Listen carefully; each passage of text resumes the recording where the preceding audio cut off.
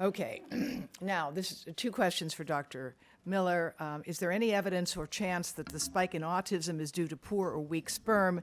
And what about ultrasounds? Could they be having an effect on developing a neonate? The health effects of ultrasound generally are poorly documented compared to the health effects of sound that we can hear. So I think that this is a very nascent science, and I don't think we have a good idea of what is happening there. All right. Let me ask this to anyone on the panel that wants to answer it. Are Blue Shield products legit? Do cars offer any protection when you're driving by cell towers? Do orgonites offer any protection? There's several questions about, are there shields that work? What recommendations does anyone want to make about products to shield you for the phone? Frank? So, as we've been saying all along, the best advice is to keep it away from your body and minimize the use as much as you can. So I want to respond to the question about what should be the radiation levels that we should regulate.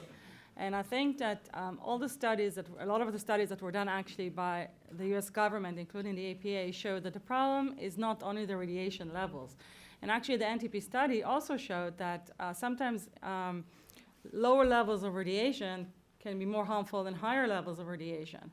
So regulating the health effects and safety standard cannot only refer to the levels of radiation. Actually, the levels of radiation is a very, very small part of the story. The studies show that the modulation of those signals is the main issue. And there are certain frequencies that are more bioactive than others. So ignoring those questions would not give us proper safety standards.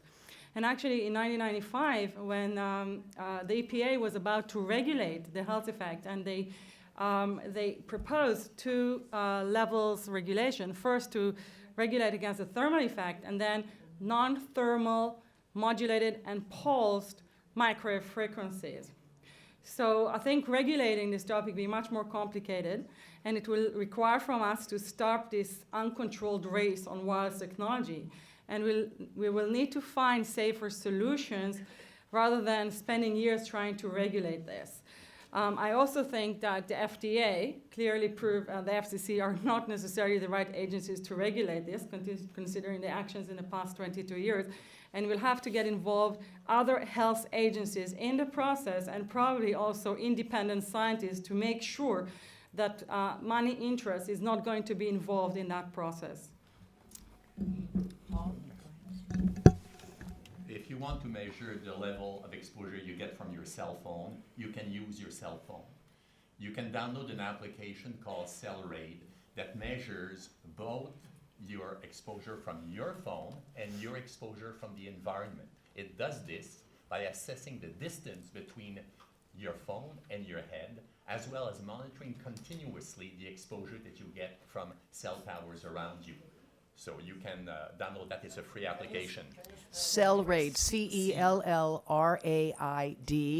But there's also Talk On. Have you evaluated that? TAWKON?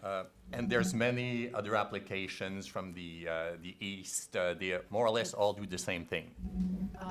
The point is that, as a matter of fact, Steve Jobs specifically prohibited putting them into the iPhone. He was given the opportunity to do that, and the phone manufacturers have walked away from giving you information because it is available, because the phones themselves use it. So I think it's rather important to know that there are some ways you can do this, but that leads to this other question.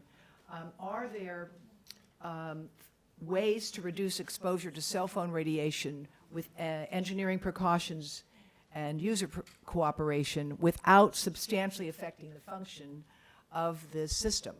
And Paul, I don't know if you want to comment on whether there are ways to design safer devices. As my colleague Frank Clegg has pointed out, there's lots that can be done. If you take a typical unaware user of a cell phone, you re-engineer the cell phone, you make changes in software, you should be able to get a 100-fold reduction in dose delivered. 100-fold. Wow. Okay. Okay. Next question. How does radio frequency affect the gut biome? Paul, this may be for you as well. And how does your studies, were they done on cells that were already cancerous? And you mentioned, quote, clear drastic effect on cancer cells. What about normal cells?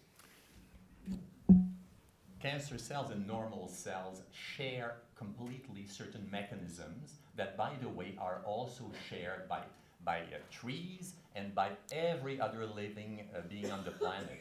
So essentially, my analysis targeted enzymes that are very, very general in nature. So essentially, these cancer cells reacted. Normal cells would react exactly the same way. They would not lose chromosomes, but they would have the same impediment in their metabolism. Interesting. What was the other one? And what about The the effect microbiome. on the gut? Yeah. Yeah, there are anecdotal reports that you can get sick from cell phone radiation changing the behavior of bacteria in your gut, but there hasn't been any large study that I know of on this subject.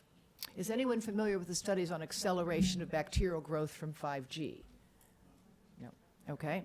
I want to point out, by the way, that on this panel, we have 4 people who have signed the 5G letter, the 240 scientists who are calling for it, calling for the moratorium that both Dafna and Theodora, have mentioned. And I think we all need to support one another in this effort. Okay. What is the relationship between 5G and Darpa? Okay. Nope. Okay. Well, I can answer partly that Paul Ben Ishai from Israel and Yuri Feldman tried to get funding from DARPA for their early work in 2009 when they showed that 5G, which we now call 5G, they were just millimeter wave, clearly could resonate with the sweat duct of the human skin. They actually tried to get money and failed to get money from DARPA, not surprisingly, because DARPA is relying on 5G to make weapons that are being used now for crowd control, and you can get information on that on the web, including on our website as well. Can I make a comment? Sure. It's really important to make the distinction. 5G is not about millimeter waves. Millimeter waves is only one of the ways in which the infrastructure for 5G is going to be implemented. So it's only a part of the whole 5G. 5G is a concept and infrastructure for the Internet of Things, which include lower frequencies, higher frequencies, including millimeter waves. Right, and as a matter of fact, the things that are called 5G are going to be able to give you 4G and 3G, Right. because right now there is no 5G. Right. So this question here, my router has 5G, should it be turned off or replaced? All right, so can I start? All right, so Paul, you you want want to go? Yeah. So, okay, so 5G in your router, it's not 5G. 5G is 5th generation. 5G in your router means 5 gigahertz, a frequency used for the Wi-Fi. They just added another frequency, another bandwidth on your Wi-Fi router, so it's different. And yes, if you can, just go online and buy a different router that does not include it. You do not need that extra frequency. You don't need Wi-Fi at all, but if you want Wi-Fi, you better have less intense Wi-Fi routers that have less frequencies rather than more frequencies. Okay, Dr. Melnick, Ron?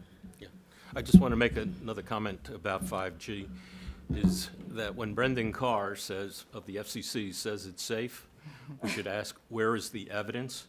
And if 5G is primarily affecting the skin, we should be aware that the skin is the largest organ in the human body, and that what we also would like to see, what is the evidence whether 5G is affecting the incidence of melanoma in the human population, because 5G is not going to be the only exposure to the skin. UV light, which causes melanoma, in conjunction with 5G, will that increase the risk? I think that's a question for Brendan Carr.